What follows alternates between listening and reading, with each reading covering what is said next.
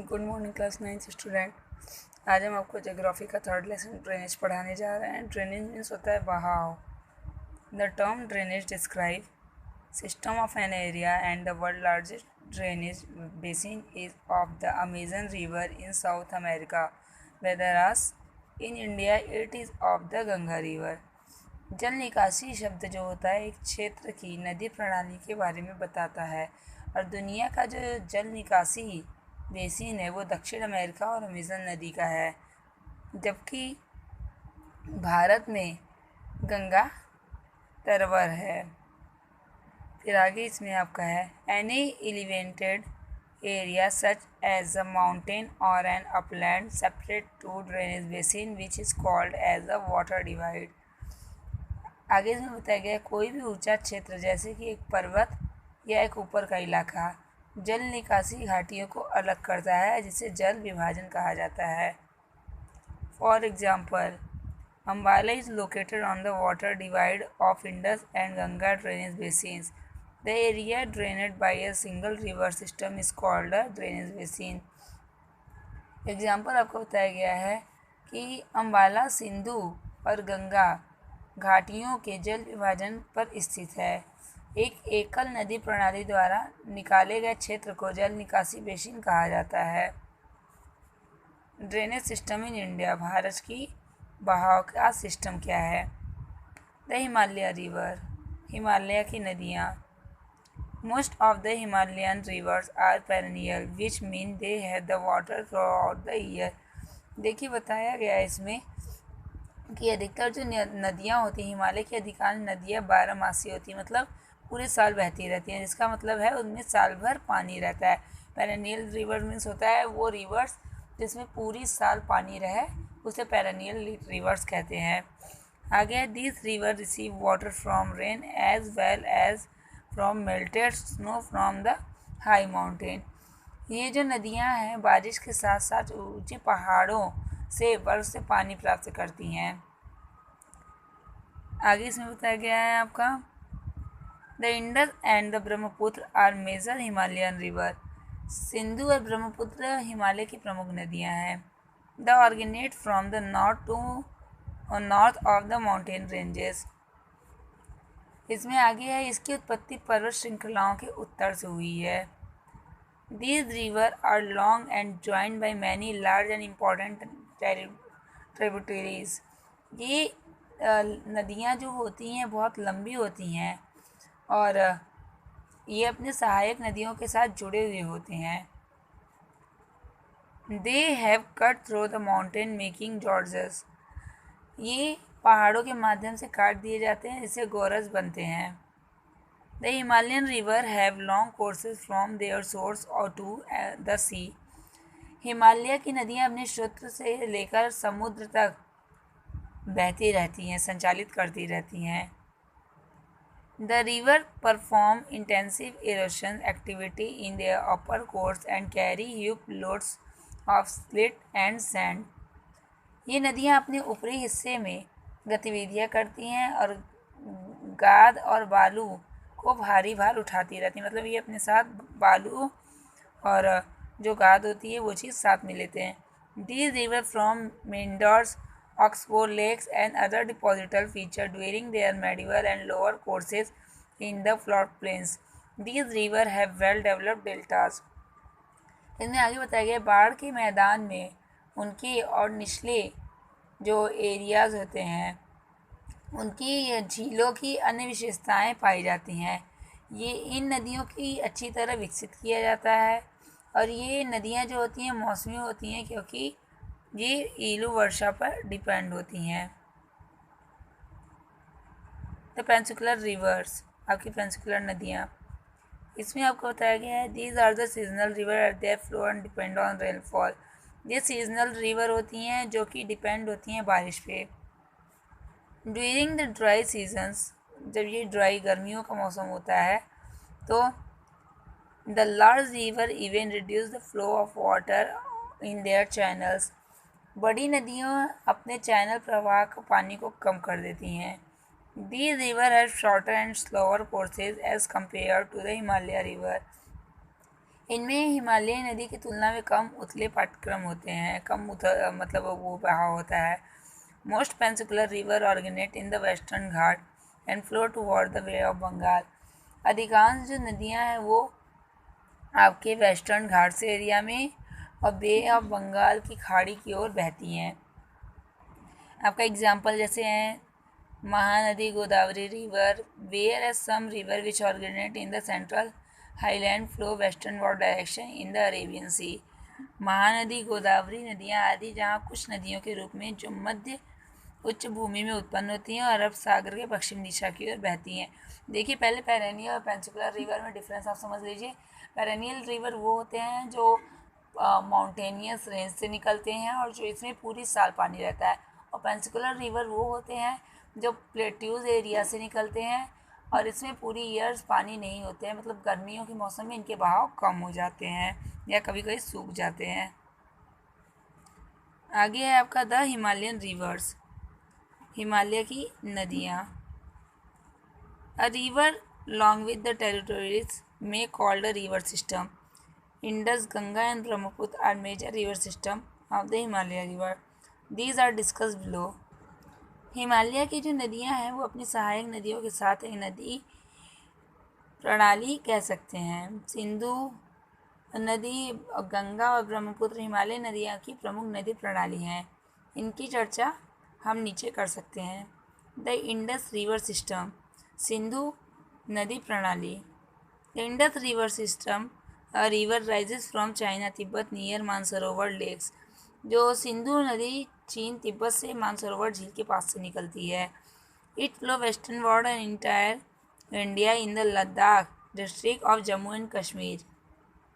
यह पश्चिम की ओर बहती है और जम्मू और कश्मीर के लद्दाख जिले में भारत में प्रवेश करती है। मतलब ये कहाँ से निकलती है? इंडस रिवर तिब्बत से, चाइना के तिब्बत से निकलती है, तिब्बत मानसरोवर झील के पास से निकलती है और ये पश्चिम की ओर बह के जम्मू और कश्मीर के लद्दाख जिले से भारत में एंट्री करती है। Several tributaries like Zaskar, Nubra, Shyok and Hunza join in the Kashmir region. कई सहायक नदियाँ जैसे जस्कर, नुब्रा, श्योक और हुंजा कश्मीर क्षेत्रों में शामिल होती हैं। The Indus flow through Baltistan and the Gilgit the emerge from the mountain at Attock. Sindhu Baltistan और गिलगित से होकर बहती है और अटा के पहाड़ों से निकलती है। मतलब ये कहाँ कहाँ से होकर निकलती है? बल्टिस्तान और गिलगित से होकर निकलती है और अटा के पहाड़ों से निकलती है। The Sutlej, Beas, Ravi, Chenab, Jhelum join together the Indus near Mithankot in Pakistan. Sutlej, Vyas, Ravi, Chenab और झेलम पाकिस्तान के मिठानकोट के पास से सिंधु से जुड़ते हैं। The Indus flows southernward till it reaches the Arabian Sea east of Karachi port in Pakistan. Sindhu दक्षिण की ओर बहती है और जब तक यह पाकिस्तान में कराची बंदरगाह के अरब सागर पोर्ट तक पहुंचती है। It has a total length of 2900 kilometre and it is one of the longest river of the world. इसकी कुल लंबाई 2900 किलोमीटर है और ये दुनिया की सबसे लंबी नदी में से एक है। आप लोग ये याद रखना, दुनिया की सबसे लंबी नदी कौन सी है? इंडस रिवर है। इसकी लंबाई 2900 किलोमीटर है। अब आपको इधर पढ़ा रहे हैं। It's 1/3 basin is located in India in the state of Jammu and Kashmir, Himachal Pradesh and Punjab. The rest is in Pakistan. इसकी तीसरी बेसिन भारत में जम्मू कश्मीर, हिमाचल प्रदेश, पंजाब में स्थित है और बाकी पाकिस्तान में है। As per the Indus Water Treaty signed between India and Pakistan in 1960, India can utilize only 20% of water carried by the Indus River system. Punjab, Haryana, and southern and western part of Rajasthan use this water for irrigation. बताया गया 1960 में भारत और पाकिस्तान के बीच सिंधु जल संधि के अनुसार भारत सिंधु नदी प्रणाली पंजाब द्वारा किए गए पानी का केवल 20% का उपयोग कर सकता है। राजस्थान के हरियाणा और दक्षिण और पश्चिम एरिया जो होती है इसका उपयोग करते हैं किस चीज़ के लिए? इरिगेशन के लिए, सिंचाई के लिए इसका उपयोग करते हैं। The Ganga river system, Ganga नदी के system. The Ganga river system. The system starts at the Bhagirathi headwater of Ganga from the Gangotri glaciers in Uttarakhand. Ganga नदी यह प्रणाली उत्तराखंड के गंगोत्री ग्लेशियर से भागीरथी के रूप में शुरू होती है। आगे it is joined by the Alaknanda river at Devprayag to from the Ganga. It is length is over the 250 to 500 kilometre.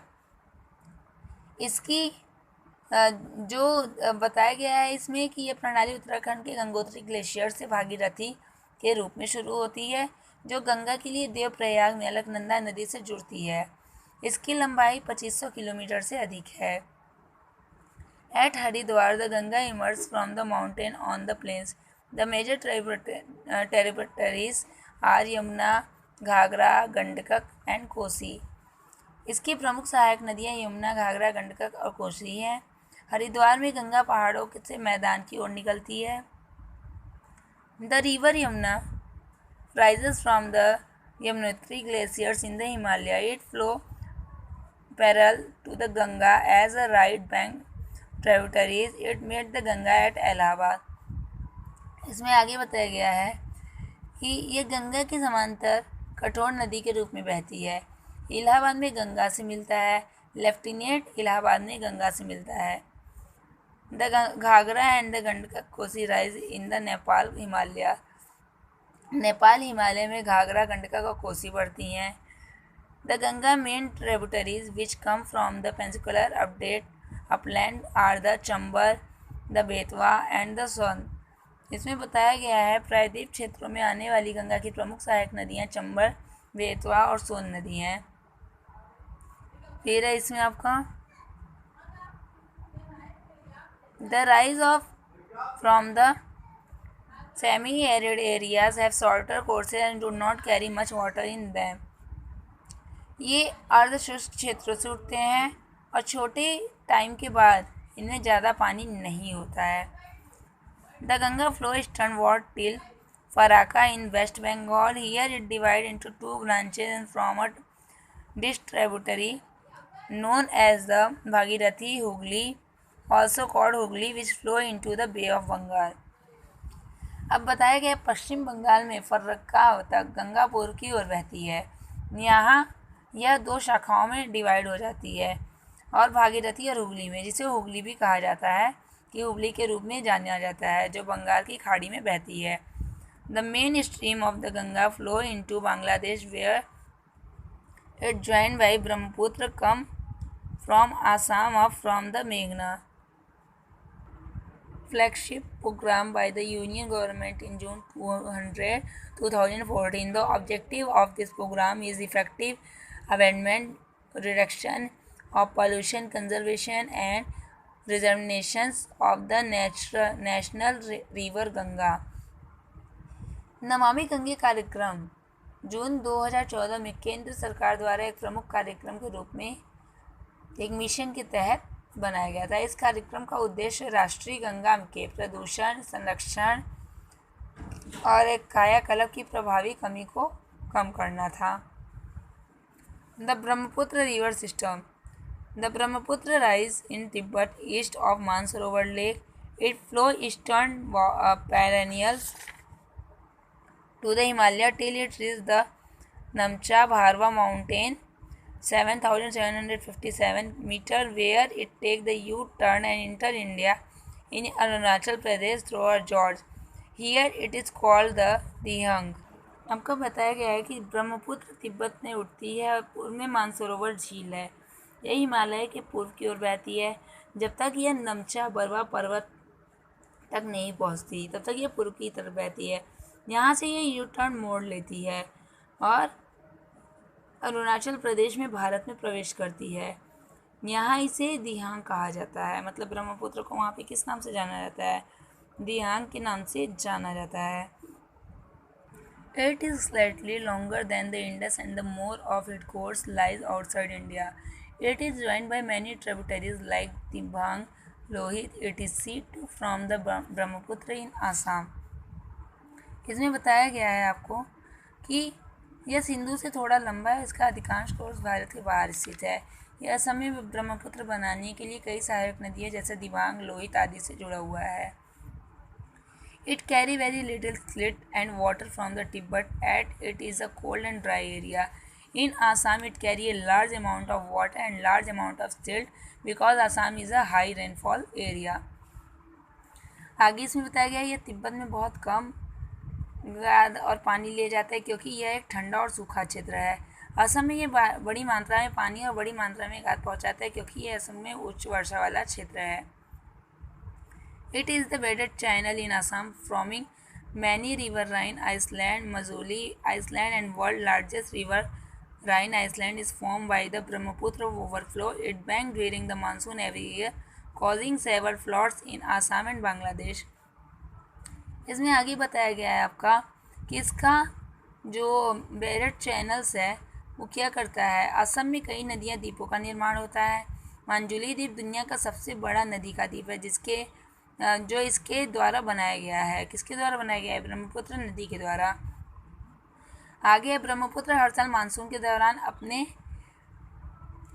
जो उसके वो है ओवरफ्लोज बैंक हैं उसे उखाड़ फेंकता है, मतलब उसे रास्ता चेंज कर देता है जिससे असम और बांग्लादेश में भयंकर बाढ़ आ जाती है।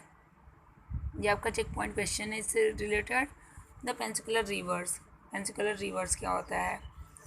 The major river of the peninsula are the Godavari and the Mahanadi, the Krishna and the Kaveri. They flow easternward, they drain into the Bay of Bengal. These rivers make deltas at their mouth. प्रायद्वीप की प्रमुख नदियाँ गोदावरी, महानदी, कृष्णा और कावेरी ये पूर्व की ओर बहती हैं और बंगाल की खाड़ी में बह जाते हैं। देखो पेनिनसुलर रिवर जो होते हैं वो अधिकतर बंगाल की खाड़ी में जाते हैं और पेरेनियल रिवर जो अधिकतर होते हैं वो समुद्र में चले जाते हैं। आगे इसमें आपका है कि ये नदियाँ अपने मुंह पर डेल्टा भी बनाती हैं। The Tapi and the Narmada are the only two long river which flow west and make estuaries. The drainage basin of the Peninsular River are comparatively very small in size.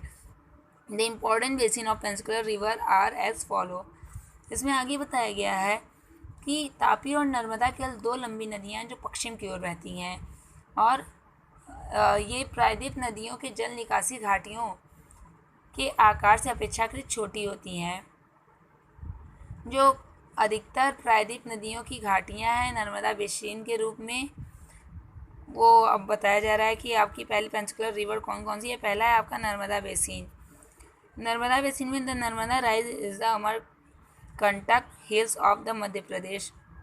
Narmada जो नदी है वो मध्य प्रदेश की अमरकंटक पहाड़ियों में उगती है। It flow toward the west in the rift valley from due to the geological fault. ये एक भूवैज्ञानिक दोष के कारण एक दरार घाटी के पश्चिम की ओर बहती हैं। All the tributaries of the Narmada are very short in the length. Narmada basin की और भी जो सहायक नदियाँ हैं वो बहुत छोटी हैं, बहुत कम हैं। Most of the tributaries join the main stream at the right angle. इसकी अधिकांश सहायक नदियाँ जो हैं वो समकोण पर मुख्य धारा के रूप में जुड़ती हैं।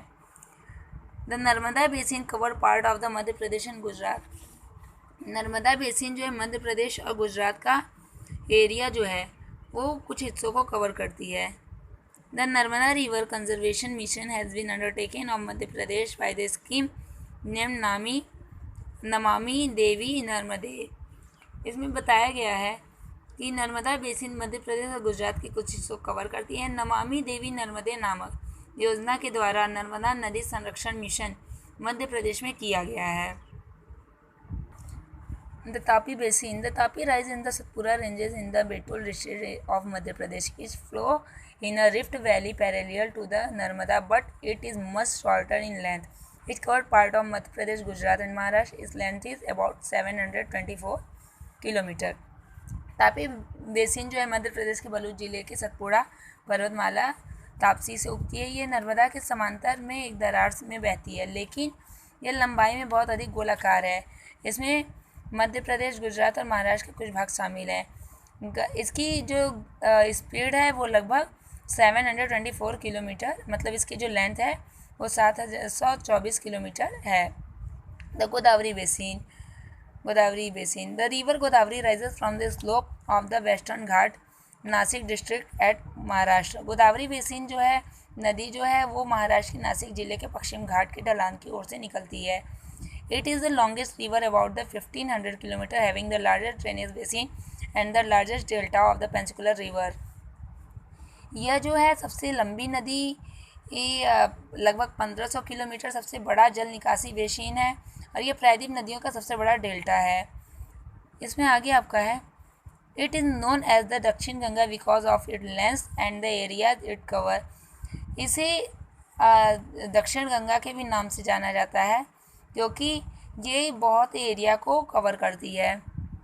The Godavari has many tributaries such as the Manjra, Wainganga, Penganga, Purna, Wardha and the Pranhita. The Godavari basin covered of the Maharashtra, Madhya Pradesh, Odisha and the Andhra Pradesh is drain into the bay of Bengal. Godavari basin का आपको बताया गया है. गोदावरी की कई सहायक नदियां हैं जैसे मंजरा, वैनगंगा और पेंगंगा, पूर्णा, वारदा और प्राणहिता. गोदावरी बेसिन महाराष्ट्र, मध्य प्रदेश, ओडिशा, आंध्र प्रदेश के कुछ हिस्सों को कवर करती है यह बंगाल की खाड़ी में जाके मिल जाती है. The Mahanadi basin. Mahanadi basins अब आपका the Mahanadi rises in the highland of Chhattisgarh and the flow through the Odisha to reach the Bay of Bengal. The length of the river is about 860 km. It drains basins of the shared by Maharashtra, Chhattisgarh, Jharkhand and Odisha. Mahanadi basin जो है वो आपका छत्तीसगढ़ इलाके की ऊंचाई वाले इलाकों में उगती है और ओडिशा से होकर बंगाल की खाड़ी में पहुंचती है. नदी की लंबाई लगभग 860 किलोमीटर है. इसकी जल निकासी बेसिन को महाराष्ट्र, छत्तीसगढ़, झारखंड और ओडिशा द्वारा डिवाइड करती है, साजती है. The Krishna basin. कृष्णा नदी. The Krishna reverse rises from the western Ghat near Mahabaleshwar. Its flow into the Bay of Bengal before forming a large delta. Its length is about 1400 km. The Tungabhadra, Koyana, Ghat Prabha, Musi and the Bhima are some of its tributaries. Its basin covered part of the Maharashtra, Karnataka and Andhra Pradesh. Krishna जो नदी basin है वो महाबलेश्वर के पास पश्चिम घाट से निकलती है. यह एक बड़े डेल्टा के बनने के लिए बंगाल की खाड़ी में बहती है. इसकी लंबाई लगभग 1400 किलोमीटर है. यह आपका जो ये कहाँ से बहती है आपके महाबलेश्वर से और इसकी लंबाई 1400 किलोमीटर है. तुंगभद्रा, कोयना, घाट प्रभा, मूस और भीम इसके कुछ सहायक नदियाँ हैं. इसका बेसिन महाराष्ट्र, कर्नाटक, आंध्र प्रदेश के कुछ हिस्सों को कवर करता है. Kaveri basin. It rises in the Brahmagiri range of the Western Ghat and flow into the bay of Bengal south of the Kundalur in the Tamil Nadu. The length of the river is about 760 km. Its main tributaries are the Amravati, Bhavani, Himavati and Kabini. The Kaveri drains in the part of Karnataka, Kerala and Tamil Nadu. The river Kaveri makes the second biggest waterfall in India known as the Shivasamudram. Kaveri basin जो है ये पश्चिम घाट की ब्रह्मगिरी श्रेणी से उगती है और तमिलनाडु के कुंडालोर के दक्षिण बंगाल की खाड़ी में स्थित है. नदी की लंबाई जो है वो 760 किलोमीटर है. लेंस मुख्य आदिवासी अमरावती, भवान, हेनावती और काबिनी है. कावेरी कर्नाटक, केरल और तमिलनाडु के हिस्सों में जाती है और कावेरी भारत के दूसरे बड़ा पानी का झरना बनाती है. इसे शिवसामुद्रम के नाम से भी जाना जाता है. Lakes are useful to human being in many ways. झीलें जो हैं कई मायनों में इंसान के लिए उपयोगी हैं. They are the tourist destination and also use the sporting activities like boating, swimming, water sports etc. ये पर्यटन स्थल है और नौका विहार, तैराकी, पानी के खेल आदि जैसे खेलों की गतिविधियों के लिए भी उपयोग किए जाते हैं. Lake in India. भारत में झीलें. India many lake. भारत में कई झीलें हैं. They are permanent as well as seasonal lake. ये कई स्थायी हैं और कई मौसमी झीलें हैं. Seasonal lake contain water only during the monsoon season. Seasonal lake जो होते हैं वो मौसमी झीलों में ही पानी होता है. Example lakes found in the island drainage basin in the semi arid area. जैसे अर्ध शुष्क क्षेत्रों में अर्धदेशीय जल निकासी घाटियाँ. आपका आई the Sambhar salt lake in Rajasthan. Rajasthan में संबर नामक झील में पाई जाने वाली झीलें. Lake in India are a form of different process such as the actioning of glacier, ice sheet by wind, river action और human activities. इसमें बताया गया है कि भारत में झील की विभिन्न प्रक्रियाएं जैसे ग्लेशियर और बर्फ की चादर की क्रिया, हवा, नदी क्रिया, मानव गतिविधियों द्वारा बनती हैं. A meandering river across a flat plains from the cut of the latter develop into the oxbow lakes, split and the bar from the lagoons in coastal area e Chilka, Pulicat and the Kurelu lakes. इसमें बताया गया है कि बाढ़ के मैदान में एक बहने वाली नदी कट ऑफ बनाती है जो बाद में धनुष झीलों को ऑक्स झीलों में विकसित होती हैं. तटीय क्षेत्रों में लैगून बनाते हैं जैसे कि चिल्का, पुलिकेट और कुल्लूरू झीलें. फ्रेश वाटर लेक ताजे पानी की झीलें. Fresh water lake are formed when glacier dig out a basin which is later filled the snow melt. Most of the freshwater lake are the Himalayas. The Vuller Lake in Jammu Kashmir is the result of the tectonic activities. Vuller Lake is the largest freshwater lake in India. The Dal Lake, Nainital, Bhimtal, Lotak and the Barapani are some other important freshwater lake. Apart from natural lake, the damming of the river from the generation of hydel power and also led to the form of lakes such as the Guru Gobind Sagar, Bhakra Nagal project form of the damming are the Satluj. इसमें आपको बताया गया है कि जो ये lakes हैं आपके मीठे पानी की झीलें जो है मीठे पानी की झीलें बनती हैं जब ग्लेशियर एक बेसिन खोदते हैं जो बाद में बर्फ से भर जाते हैं. अधिकांश ताजे पानी की झीलें हिमालय क्षेत्र में हैं. जम्मू और कश्मीर में वुल्लर झील टेक्टोनिक गतिविधियों का परिणाम है. वुल्लर झील भारत की सबसे बड़ी ताजे पानी की झील है. डल झील, नैनीताल, भीमताल, लोकतक तक और भारा पानी कुछ अन्य महत्वपूर्ण ताजे पानी की झील हैं. प्राकृतिक झीलों के अलावा जल विद्युत उत्पादन के लिए नदियों के क्षतिग्रस्त होने से गुरु गोविंद सागर, भाखड़ा नागल जैसी झील का निर्माण हुआ.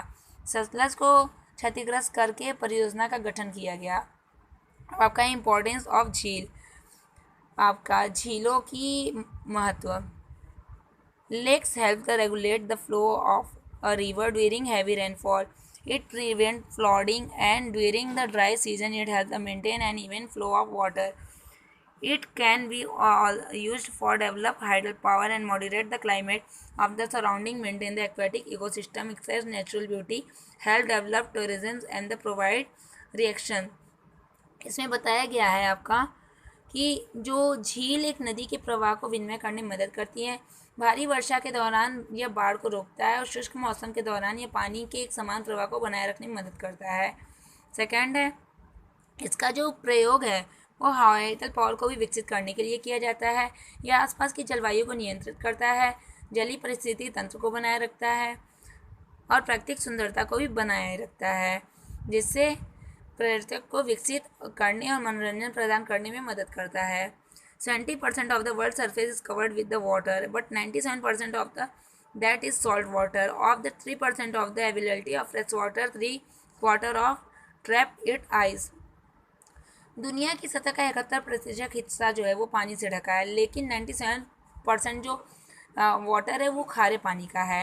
मीठे पानी के रूप में उपलब्ध 3% में से तीन चौथाई बर्फ के रूप में फंसे हुए हैं. जो मीठा पानी 3% है उसमें से भी 3/4 हिस्सा बर्फ के रूप में जमा हुआ है. अब आपका यहाँ role of river in the economy.